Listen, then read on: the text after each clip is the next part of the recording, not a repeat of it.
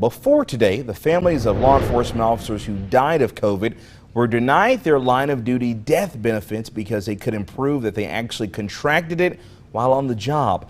The widow of former Layton County Sheriff Abraham Vega was in that situation, and she pushed things to change, and her efforts proved to be a success. KLBK's Grace Morris spoke with her today. Grace, how does she feel about this bill being signed?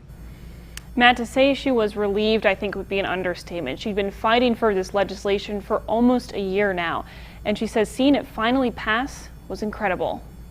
It's been a tough year for Rachel Vega. It's a relief that we finally got for him what he deserves. With the signing of Senate Bill 22, she finally achieved what she spent the year fighting so hard for. I wasn't going to stop until I got what he deserved and the legacy that he deserved. SB 22 allows the families of law enforcement who died to COVID-19 to receive a line of duty death designation, meaning they died in the line of duty and their families are entitled to coverage benefits and monetary compensation after their deaths. State Representative Dustin Burrows was a joint sponsor of the bill and says it was the right thing to do. And when COVID first broke out, many of us were able to stay home. We're told to stay home and do a lot of things. Our first responders, our police, our fire, our EMTs, and our correctional workers could not do that. Before this bill, those who wished to receive line-of-duty death benefits were denied because it was considered too difficult to determine if the officer actually contracted COVID-19 while on duty. That was the situation the Vegas found themselves in. But SB 22 establishes COVID as a presumptive illness,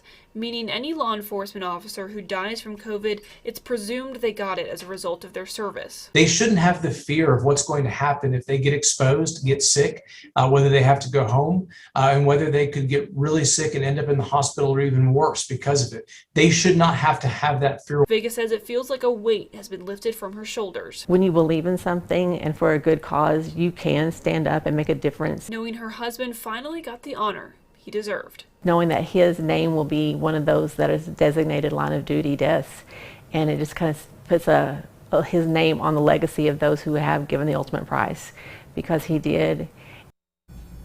Vega's already started the paperwork once again for the line of duty death designation and hopes to hear back on when she'll receive it in the coming months.